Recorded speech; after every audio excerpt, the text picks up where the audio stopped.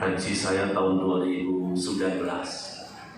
Kalau sekarang mau daftar lagi boleh, Gus. Tapi nggak ada janji lulus. Karena yang menentukan lulus bukan kepala kemenang, bukan Kakangbil, yang menentukan dirinya sendiri. Jadi yang daftar petugas haji, kalau merasa tidak bisa mengoperasionalkan aplikasi IT, tidak bisa MS Office, sebaiknya tidak usah daftar daripada nyiksa. Yang kedua, ibu-ibu yang kepingin jadi petugas termasuk jadi ketua kloter, silahkan mendaftar karena petugas dari unsur perempuan akan diperbanyak. Jadi kalau dulu ketua kloter harus laki-laki, sekarang ketua kloter boleh perempuan. Karena Saudi sudah berubah. Yang saya hormati sahabat saya, Masih Muhasaduddin, Kepala Kantor Bidang Agama Kabupaten Kebumen beserta para pejabat utama di lingkungan Kementerian Agama Kabupaten Kebumen, Pak Kasubag TU, Pak Edukasi penyelenggara, dan teman-teman para kepala KUA kecamatan yang berkesempatan hadir. Saya tahu menghadirkan kepala KUA itu tidak gampang, apalagi di zaman-zaman sekarang ini, ketika KUA isinya penghulunya cuma satu, ya kepala KUA itu sendiri. Maka kita bisa mengerti kalau nanti tanggal 14 Februari semua kepala KUA, semua kepala MIN, yang MIN aja diundang Pak. Tadi apalagi yang plus, kepala MIN aja diundang gitu ya. Semua nanti akan diundang ke Kanwil untuk bareng-bareng jalan sehat kerukunan serentak se-Indonesia. Ada beberapa kabupaten kota yang sudah minta dispensasi karena sudah terlanjur bikin acara tanggal 14. Belum kita izinkan Pak Inu, jadi masih numpuk di meja saya. Nanti diizinkan apa tidak itu nanti hari Minggu kita kasih. Acaranya hari Sabtu besoknya. Dan kemudian saya sudah minta agar pelayanan khususnya di KUA dan di KUA ya itu tanggal 14 itu tetap bisa berjalan. Jadi yang di kecamatan itu ada pelayanan nikah ya nanti kita bareng-bareng di Semarang, tapi kalau di KUA itu ada layanan nikah ya dilayani dulu nikahnya baru nanti nyusul ke Semarang. Siap. Ya nanti kan sampai Semarang tinggal pembagian hadiah. Para pengawas, baik pengawas madrasah, pengawas PHI yang saya hormati, kepala madrasah, baik RA, MI, MTS, MA, semuanya yang saya hormati, para pengurus, jabatan-jabatan fungsional, semua yang saya hormati. Yang saya hormati, saya cintai, saya apa-apakan, Ketua DWP Dharma Wanita Persatuan Kanwil Kementerian Agama Provinsi Jawa Tengah. Yang lagi pulang kampung, nebeng, Ibu Ketua DWP Kementerian Agama Kabupaten Kebumen yang saya hormati beserta jajaran pengurus, dan Bapak Ibu sahabat-sahabat semuanya yang saya hormati, saya cintai, saya banggakan. Alhamdulillah, mari kita dahulukan untuk menambah rasa syukur kita kehadirat Allah Subhanahu Wa Taala, Tuhan yang Maha Esa.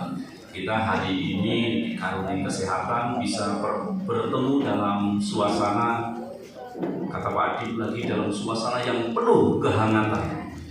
Semua merasa hangat kan sekarang ini? Dalam pertemuan kita penuh kehangatan. Jadi tidak usah tanya kanan kirinya sampai sumuk apa tidak.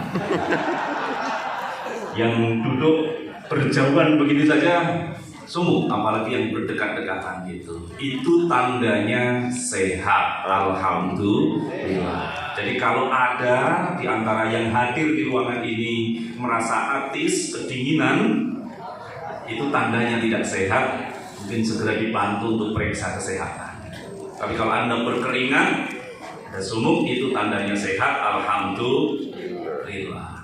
Salawat serta salam kita haturkan kepada junjungan kita Kanjeng Nabi Muhammad Sallallahu Alaihi Wasallam. Mudah-mudahan kita bagian yang nanti akan dibahagiakan, dimuliakan dengan mendapatkan syafaat dari baginda Rasulullah Sallallahu Alaihi Wasallam. Amin ya rabbal alamin. Teman-teman semua, kita layak menambah syukur. Kalau kata anak sekarang itu bukan cuma alhamdulillah, tapi alhamdulillah banget. Ya zaman sekarang ini ada istilah pokoknya alhamdulillah banget. kita ini kok jadi ASN Kementerian Agama. Andai kata ada sebagian mungkin kita pernah punya cita-cita dan kemudian cita-citanya nggak kesampaian. Cita-citanya nggak kesampaian dan kemudian ada rasa gelo. Kak Subak misalnya dulu sebenarnya cita-citanya pengen jadi dokter, tapi ya karena daftarnya di UIN, di IAIN ya bisa jadi dokter, tapi malah ditambahin nanggo andes. Ya dokter tapi andes gitu. Kita mengira mereka yang profesinya jadi dokter itu megah gitu. Nyenengke lah gitu. Bahkan mubalik itu kadang-kadang ngasih contoh itu yang nggak ukur-ukur menyakitkan gitu. Kita ini harus belajar dengan baik gitu. Kalau berilmu itu kerjaan ringan, gajinya besar.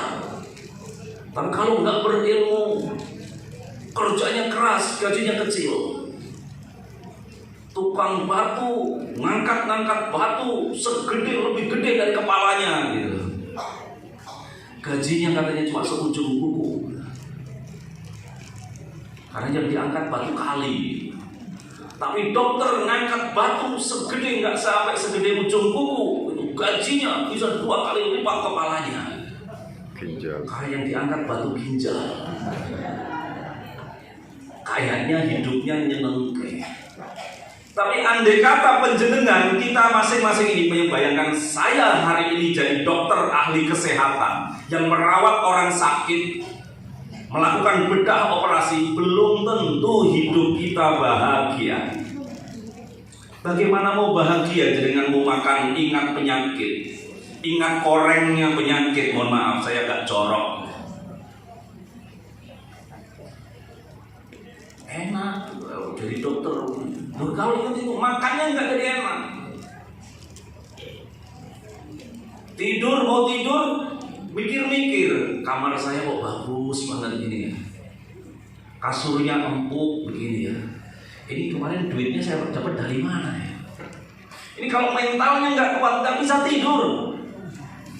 Saya menikmati kemewahan ini atas penderitaan sakitnya orang puskesmas, rumah sakit itu. Coba kalau orang soleh-solehah ini kan nggak bisa tidur sampai. Untung jangan nggak jadi dokter. Jika sampai dimanapun bisa tidur, bahkan di ruang yang sumuk begini bisa ngantuk. Sebentar lagi tidur.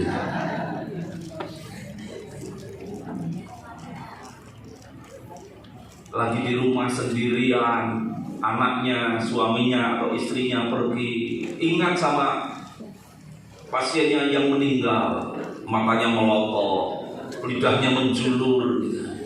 Tenangkah hidup dengan mengenang yang kayak begitu? Nggak tenang lah. Jadi bersyukurlah kita tidak jadi dokter. Tapi kata Pak Kepala Kemenak, Pak Irul, saya dulu pengennya jadi polisi. Saya udah dapat posturnya, potongannya udah dapat, jahitannya yang nggak dapat. Loh, kalau mau jadi polisi bagian apa? Lalu lintas Pak. Nah kalau mau jadi polisi lalu lintas, apa yang Anda bayangkan? Belum tentu setiap hari penjenengan ketemu dengan kejadian non sewu, kecelakaan lalu lintas, berdarah-darah. Baru juga seminggu sebulan sekali ketemu, masih terbayang-bayang begitu. Jadi polisi lalu lintas, tiap hari yang diurusi orang kecelakaan dengan luka parah kayak begitu. Nyamankah makannya? Nyamankah tidurnya? Enggak. Lalu yang paling enak jadi apa? Jadi pegawai Kemenak. Ketemunya kalau nggak ketemu dengan ustadz, ketemunya dengan ustadzah. Kalau nggak ketemu dengan mubalek, ketemunya dengan